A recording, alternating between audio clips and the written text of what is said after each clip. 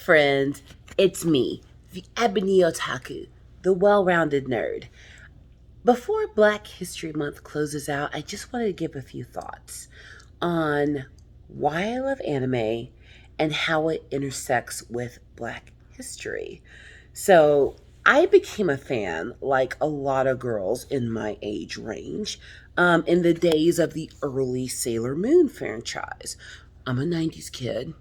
You can now try to figure out how old I am, but I'm a 90s girl, and I grew up in the age of Sailor Moon being introduced to America.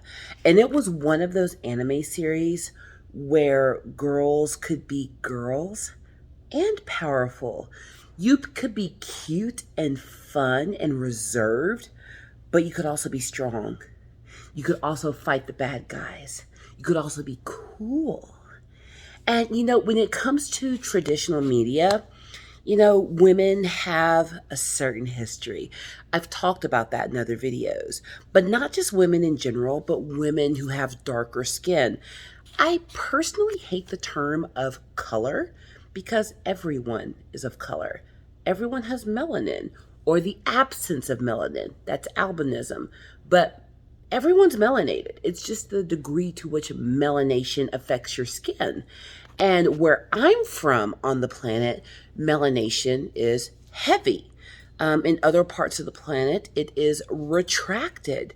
One of the things that attracted me to anime so heavily when I was younger was first the portrayal of women.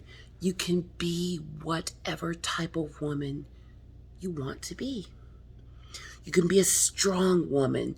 You can be a dainty woman. You can be a fun woman. You can be a reserved woman.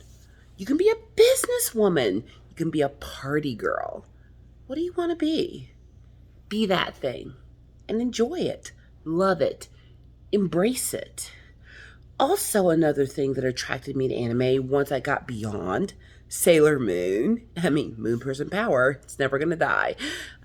One thing that attracted me beyond Sailor Moon, once I started getting into other anime past the magical girl genre, because my next step was Magic Knight Rayearth. Yeah, I'm really dating myself now. Hashtag clamp. But past that, I was really a fan of seeing women in different positions of power. It should have come in a different order. So, Neon Genesis Evangelion was another heavy influence into my anime love. But Neon Genesis Evangelion came out 15 years before Sailor Moon, and it's basically been the standard of crafting anime lore since its inception. If you've not been familiar with it, I'm just going to give you a short synopsis. Nothing super deep, because today's not the day. We'll talk about Evangelion on another day. But if you've ever watched it, it's a post-apocalyptic Earth, not just Japan, the whole Earth, and they are trying to combat heavenly hosts who are attacking the planet because of the sins of mankind. And the way they are combating them is through the use of innocent children who are 14, 15 years old. They're before the age of knowing all the things adults know. So they're able to take control of what are called angels.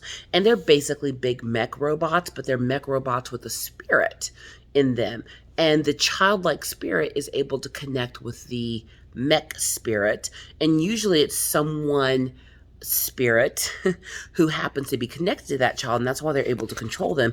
And they fight the monsters as they come in. But eventually we discover that there is a more celestial power at play.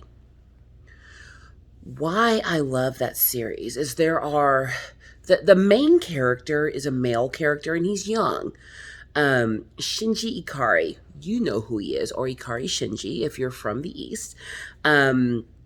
And he's discovering all these things. He's estranged from his father. His father's the head honcho of the organization that runs these mechs.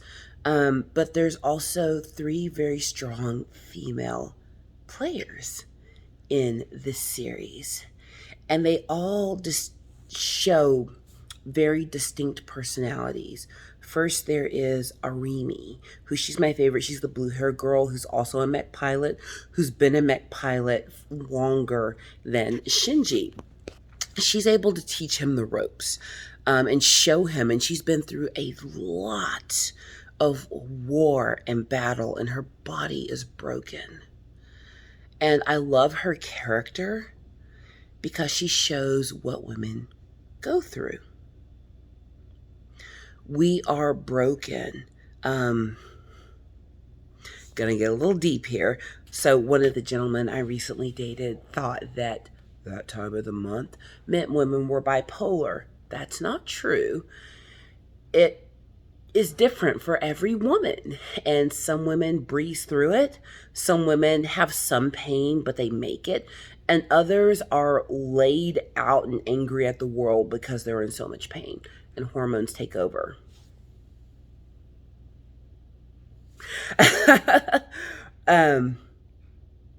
Arimi goes through that pain, and she's young because that pain starts young in our lives. Some girls don't get to it till they're 17 if they're lucky.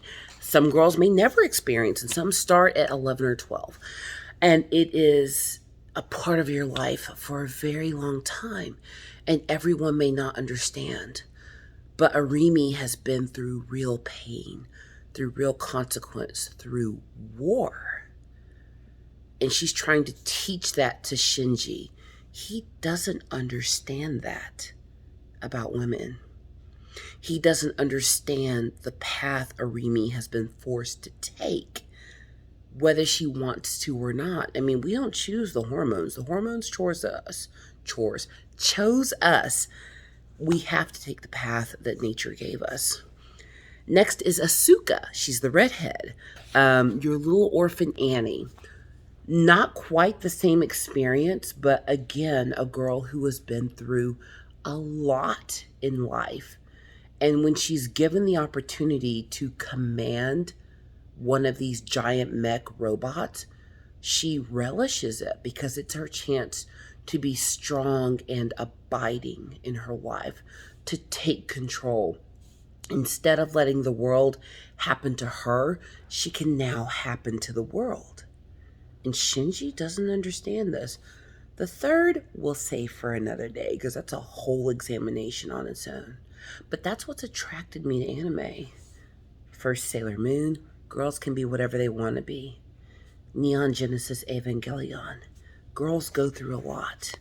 And it's okay. It makes us stronger. And here in Black History Month, I remember a lot of series I've watched over time. Anime has always been an art that's embraced diversity. All kinds of diversity. It's very representational. I'm not going to say back in the old days of everybody hating everybody that there weren't moments where it was like, ooh, you probably shouldn't have done that. But especially in the past 20 years, anime has become that art, not just to make a children's series, but to create those drama, those expansive series that people of all ages can gravitate to and go, oh, I identify with that character. Thank you for including a character that's like me. And even back in the 80s, the 90s, wait, let's go further back, the 70s, when anime was an early art. Japanese animation was one art that included everyone that was possible. They included all identities. They included multiple races. They included all genders. And they gave them all points of control and power depending on the storyline. So what I love about anime is that you can be you. And you can find a storyline that supports you as you are. Right now in my studies, in my current degree path, I have to create a poster of objects that reflect me. I'm going to choose some of my anime action figures because they reflect that women can be strong. You can be feminine. You can be recluse. You can be outgoing, whatever type of woman you want to be. You can be that. Whatever type of person you want to be, you can be that. And that's why I love anime, because it literally offers something to everyone. Whatever you are, however you identify, you can find a path in Japanese animation. It has been one of the most inclusive arts for a very long time, for decades, literally at this point. If you find yourself alone, you find yourself wondering if there are people like you, you may not find that in physical representation. I've always been an advocate of escapism. Escape into a fantasy realm. Go into a world that is not connected to our reality and observe that which is different from yourself and see yourself in the art. This was a short video, but I hope you loved it. And I'm in a different position. Look, my whole kitchen is back there. And you see my plants, my herbs growing, which way? Other stuff. But I just wanted to bring that out before Black History Month ends. It's not just about celebrating the color that I am, but that all people now in modern society get representation. Because trust me, representation matters. If you've not had representation, it may not be as easy to understand why others might want to see themselves portrayed in popular media.